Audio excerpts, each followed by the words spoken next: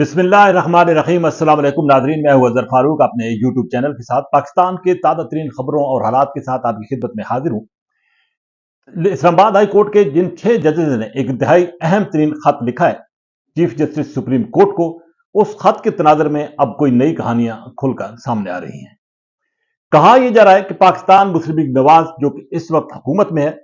अगरचे उसको Pakistan peoples party और कुछ और जमातों की हमायत हासिल है, लेकिन नून लीग की मुश्किलात बढ़ रही है।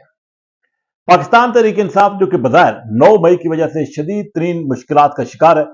पाकिस्तान तहरीक इंसाफ के लिए अच्छी अच्छी खबरें आने वाली हैं, इस पर बात करेंगे। इस्लामाबाद हाई कोर्ट के जिन 6 जजेज ने खत लिखा है चीफ जस्टिस सुप्रीम कोर्ट को, उस खत के तनाजर में अगरचे एक नई इंक्वायरी तो होने जा रही है, लेकिन यहां पर एक नई सूरत हाल जो है वह अब उभर कर सामने आ रही है। कहा यह जा रहा है कि पाकिस्तान पीपल्स पार्टी और सदर आसिफ अली जरदारी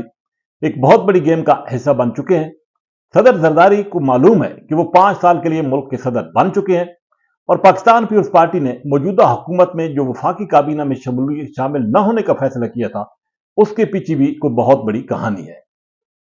कुछ लोग ये कह रहे हैं, जिम्मेदार हल्कों का ये कहना है कि पाकिस्तान पीपल्स पार्टी ये समझती है कि मुस्लिम लीग नवाज हमेशा ही पाकिस्तान पीपल्स पार्टी के लिए एक मुश्किलात खड़ी करती रही है और पाकिस्तान पीपल्स पार्टी के हमेशा से हरीफ रही है।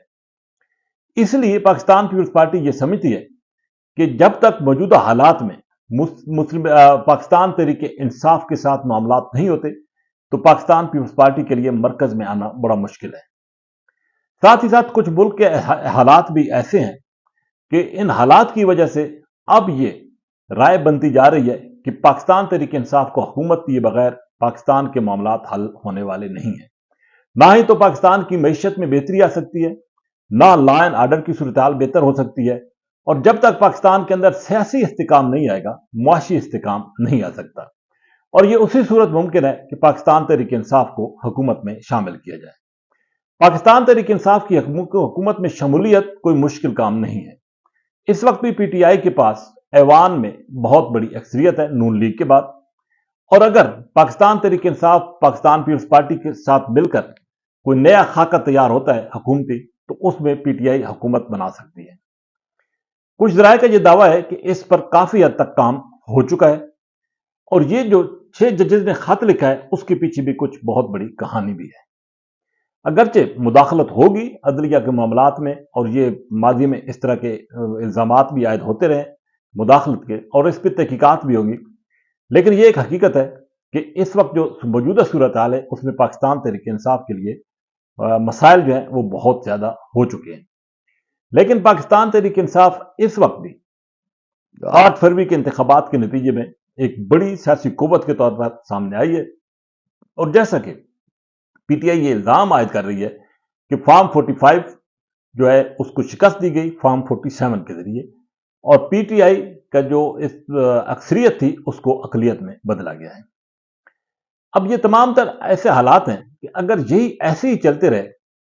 पाकिस्तान अदम इस्तेकाम का शिकार रहेगा जब तक सियासी इस्तेकाम नहीं आएगा। इसलिए कुछ हल्कों का यह ख्याल है कि इस पर काफी हद तक वर्क जो है वो मुकम्मल हो चुका है।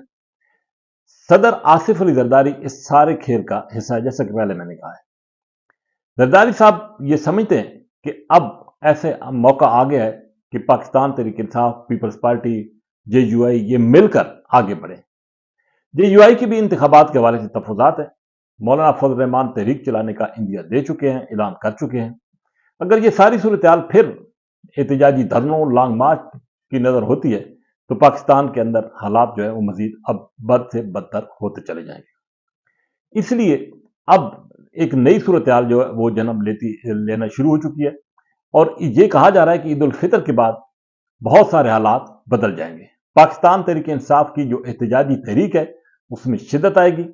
और इस शिद्दत के नतीजे में कुछ केसेस ऐसे भी हैं जो कि ट्रिब्यूनल्स में चल रहे हैं। पीटीआई ने बहुत सारे हल्कों को चैलेंज कर रखा है इलेक्शन ट्रिब्यूनल्स में, और इलेक्शन ट्रिब्यूनल्स में से भी हैरान कुन नतायज जो है वो सामने आएंगे, उनके फैसले सामने आएंगे, जिसका फायदा पाकिस्तान तहरीक इंसाफ को पहुंच सकता है। उन ट्रिब्यूनल्स के फैसलों की रोशनी में पाकिस्तान तहरीक इंसाफ ऐवान की बड़ी जमात बन सकती है, क्योंकि ज्यादा फर्क जो है वो नहीं है नून लीग और पीटीआई के दरमियान। اس لیے اب یہ کہا جا رہا ہے کہ صورتحال تیزی کے ساتھ تبدیل ہوتی جا رہی ہے اور حالات جو ہیں وہ پاکستان تحریک انصاف کے لیے فیوریبل ہوتے جا رہے ہیں،